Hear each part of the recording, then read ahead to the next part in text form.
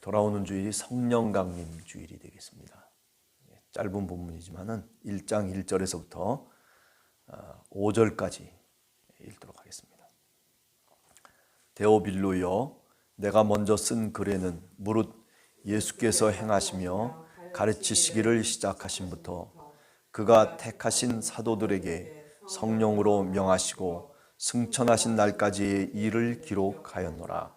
그가 고난받으신 후에 또한 그들에게 확실한 많은 증거로 친히 살아계심을 나타내사 40일 동안 그들에게 보이시며 하나님의 나라의 일을 말씀하시니라.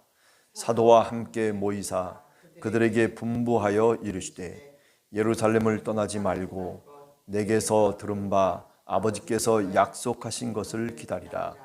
요한은 물로 세례를 베풀었으나 너희는 몇 날이 못되어 성령으로 세례를 받으리라 하셨느니라. 아멘. 예. 사도행전을 누가 썼느냐라고 물으면 여러분들이 잘 아시는 것처럼 누가복음을 쓴 누가가 썼다, 그렇게 얘기하죠. 예. 그래서 오늘도 성경 말씀을 보면 1절에 데오빌로여, 데오빌로가 어디에서 나온 사람입니까? 누가복음 1장 1절에도 데오빌로에 대해서 얘기하죠. 도대체 누가가 누구에게 쓴 것이냐? 데오빌로에게 썼다. 그럼 데오빌로는 누구냐? 뭐 로마의 관원이냐? 아니면 또 어떤 사람이냐? 뭐 이런저런 얘기를 하면서, 데오스라고 하는 것은 하나님이라는 뜻이거든요. 필로라고 하는 것은 사랑이라는 뜻이에요. 그런 면에서 여러 이야기들을 할 수 있지 않나 생각을 해봅니다. 하나님을 사랑하는 사람, 또는 하나님이 사랑하시는 사람, 뭐 이런 식으로 이렇게 우리가 뜻을 풀어가지고 누가복음이나 또는 사도행전의 수신자가 하나님이 사랑하시는, 하나님을 사랑하는 그런 사람에게 쓴 것일 것이다, 이렇게 이제 얘기를 하기도 합니다. 자, 그러면서 오늘 1장 1절에 보면 데오빌로요, 내가 먼저 쓴 글에는, 이렇게 얘기하고 있어요. 먼저 쓴 글이 있다는 거죠. 먼저 쓴 글이 뭘까요? 그게 바로 누가복음이죠. 예수님이 이 땅에 오셔서 행하시고, 그리고 가르치기를 시작하신로부터 시작해서 성령이 임하시는 것까지, 그 모든 이야기들이 기록되어져 있다라고 하는 거죠. 사도행전을 쓰면서 이제는 성령이 임하셔서, 그래서 교회가 출현하고 성령이 교회의 성도들을 증인 삼으셔서 성령의 권능을 주시고 성령의 세례를 허락하셔서, 그래서 새로운 하나님의 세계를, 하나님의 나를 이제 시작하고, 그것이 교회를 통해서 그 역사가 이루어지는 것을 내가 기록하겠다는 거죠. 누가복음이나 사도행전의 저자는 상당히 교회에 성령이 임하시고, 그리고 베드로와 바울을 통해서 성령께서 어떻게 교회를 통해서 역사하시는지를, 그거를 사실 나타내 보여주고 싶은 거죠. 그래서 사도행전을 이제 집필했다, 그렇게 이제 얘기를 할 수 있는 겁니다. 그러니까 사도행전을 쓴 연대는 상당히 후기일 것이다라고 분명히 우리가 알 수가 있죠. 그죠? 베드로나 또는 바울이 죽고 난 다음에 쓰여졌을 것이다 라고 얘기를 하죠. 그래서 보통 우리가 사도행전이 쓰여진 연대, 뭐 누가복음도 그렇지만은 80년에서 한 85년 사이로 우리가 이렇게 얘기를 하는 경우들이 많이 있습니다. 물론 학자에 따라서 다양한 의견이 있을 수 있지만은 통상적으로 그렇게 이제 얘기를 합니다. 자, 그래서 2절에 보면 그가 택하신 사도들에게 성령으로 명하시고 승천하신 날까지의 일을 기록하였노라. 제일 마지막 24장에 읽어보면, 그죠? 부활하신 그리스도가 엠마오 도상에 제자들에게 나타나시기도 하고, 또 그리고 제자들에게 이런저런 나타나신 일들이 기록되어 있죠. 그리고 나중에 승천하시는 장면까지 이제 쭉 이야기가 전개돼서 그리고 끝나게 됩니다. 그 얘기를 하고 있는 거예요. 승천하신 날까지의 일을 기록하였노라. 그러면서 덧붙여서 얘기합니다. 그가 고난받으신 후에 또한 그들에게 확실한 많은 증거로 친히 살아계심을 나타내셨다. 다시 부활하신 그분께서 제자들에게 자기 자신을 확실하게 많은 증거를 통해서 살아계심을 나타내 보여주셨다라고 하는 거죠. 그리고 더 나아가서 40일 동안 그들에게 보이시며 하나님 나라의 일을 말씀하시니라. 부활하신 그리스도께서 그냥 사도들에게 나타나시고 제자들에게, 많은 사람들에게, 우리가 고린도전서 15장 3절 이하에 보면 500명이나 되는 많은 사람들에게 나타나셨다라고 하는 그런 얘기를 하고 있지 않습니까?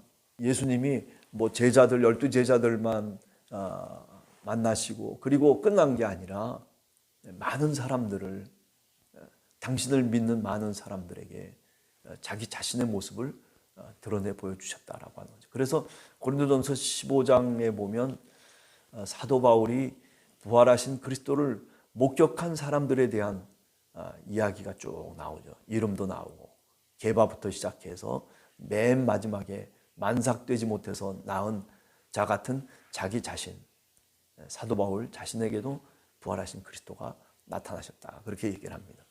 그렇게 40일 동안 여기 오늘 보면 그들에게 보이시며 하나님 나라의 일을 말씀하셨다. 구체적으로 말씀해 주셨다는 거죠.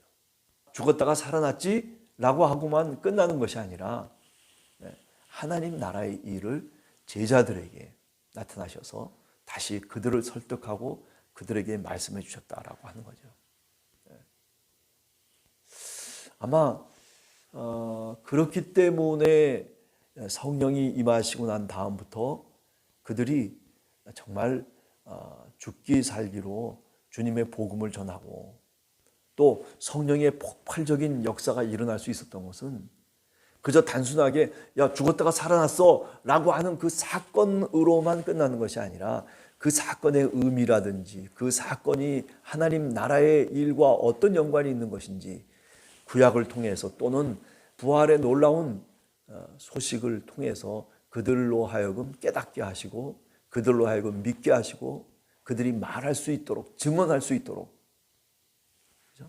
그래서 사도행전에 보면 성령은 우리를 어떻게 인도해 가냐면은 우리에게 권능을 주고 그리고 우리로 하여금 온 세상 속에 증인으로 살도록 한다는 증인.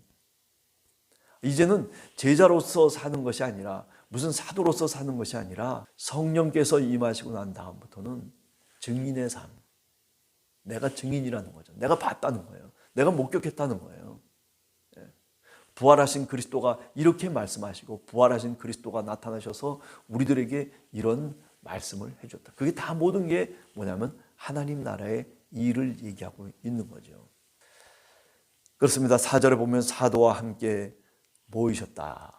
예수님이 흩어져 있는 사도들을 모아서요. 다시. 참 예수님은 대단하신 분이다. 그렇게 생각이 돼요. 자신에게로부터 떨어져 나간 그런 제자들까지도 다 말하자면 모으는 거죠. 마치 오병이어의 기적처럼 부스러기를 모아서 12광주리를 만드는 거예요. 부스러기를 모아서. 참 어떻게 보면 제자들 하나하나가 예수님을 따라다닐 때 그렇게 많은 교육을 받고 그렇게 목격하기도 하고 그렇게 주님께서 함께 하셨음에도 불구하고 다 도망치고 말하지 않습니까? 뿔뿔이 다 흩어졌던 마치 오병이어의 기적에서 버려진 그 부스러기와 같았던 그 제자들을 다시 모으는 거 아닙니까? 참 의미 있는 얘기 아닙니까? 여기 있는 얘기하고 생각해 보면 좀 비슷한 맥락을 갖고 있다 이렇게 얘기할 수 있죠. 부스러기처럼 다 부스러져 가지고 그래 가지고 어디든지 없었던 그 제자들을 모아 가지고 부활하신 그리스도가 12광주리를 만드는 거죠. 다 사도들을 모아 가지고. 그래서 그들에게 분부하여 이르시되 예루살렘을 떠나지 말고 내게서 들은 바 아버지께서 약속하신 것을 기다리라. 요한은 세례자 요한은 물로 세례를 베풀었지만은 그러나 너희는 몇 날이 못 되어서 성령으로 세례를 받으리라. 몇 날입니까? 일주일 동안 기도했죠. 생각해 보면 계산을 해보면 일주일이에요. 나타나셔서 그래서 제자들을 모으시고 그래가지고 그들에게 성령을 주실 것을 약속하시는 거죠. 그 다음부터 이제 6절 이하에서 보면 성령이 임하시면 너희가 권능을 받고 예루살렘과 온 유대와 사마리아와 땅끝까지 이르러 내 증인이 되리라. 그렇게 약속을 하시고, 그리고 그 약속이 이제 오순절날 이루어지기 시작하는 거죠. 자, 성령 하나님이 도대체 우리 눈에 보이시는 것도 아니고 또 우리가 그렇게 쉽게 경험할 수도 있는 거 아닌 거 아니냐, 뭐 이런 식으로 얘기하는 사람들도 많이 있어요. 그러나 성령 하나님이 우리와 함께 오늘 또 하고 있다라고 고백하지 않습니까? 우리가 하나님 아버지를 아바 아버지라고 부르는 것부터 시작해서 누구든지 예수를 주로 고백하는 자마다 성령이 함께 하신다라고 하는 그런 말씀을 우리가 성경 속에서 또 듣게 되지 않습니까? 성령 하나님은 우리 신앙의 모든 것들을 이루어 가시고 우리로 하여금 예수 그리스도의 그 하나님 나라의 일들을 생각하고 그리고 깨닫고 믿고 증인으로서의 사명을 감당할 수 있도록 우리를 잡으시는 분이죠. 보혜사, 파라클레토스. 우리와 함께 같이 동행하시는 분이에요. 파라라고 하는 게 뭐냐면 이 옆이란 뜻이에요. 파라.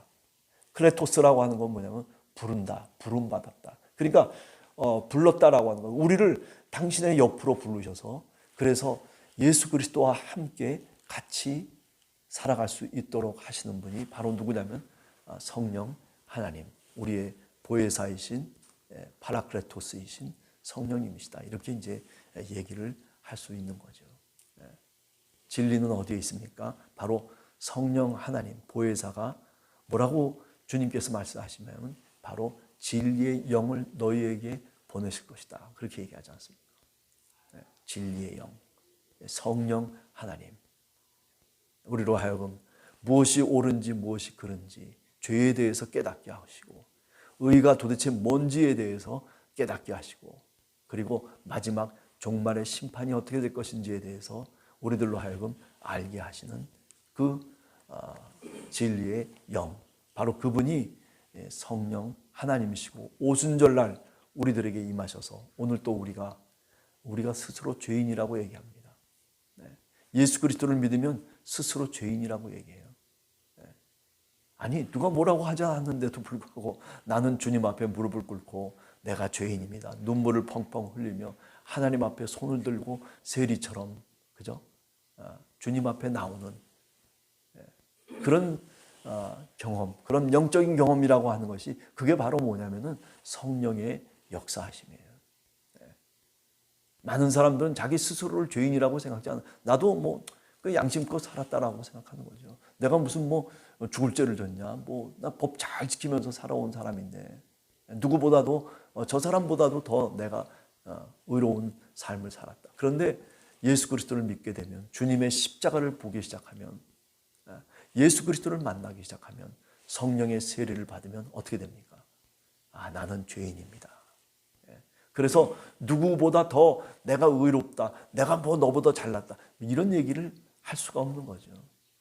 그저 주님 앞에 주님의 십자가를 보면서 내가 죄인이라고 하는 것을 통회하고 늘 주님께 가까이 나가기 위해서 무릎을 꿇고 그리고 두 손을 모아 기도할 수밖에 없는 사람들이 바로 우리 신앙인들이다라고 하는 것을 우리는 오늘 또 깨닫는 거예요. 이게 다 뭐냐면은 성령의 사람이라는 단순한 증거라고 그렇게 얘기할 수 있는 겁니다. 그래요.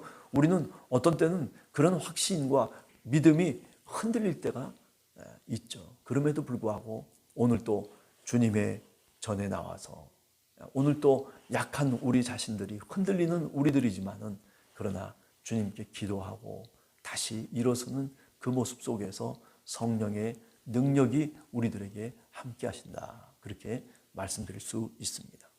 오늘 하루도 주님께서 여러분과 함께 하시고 여러분의 가정 속에 주님의 평화가 임하시기를 간절히 소원합니다.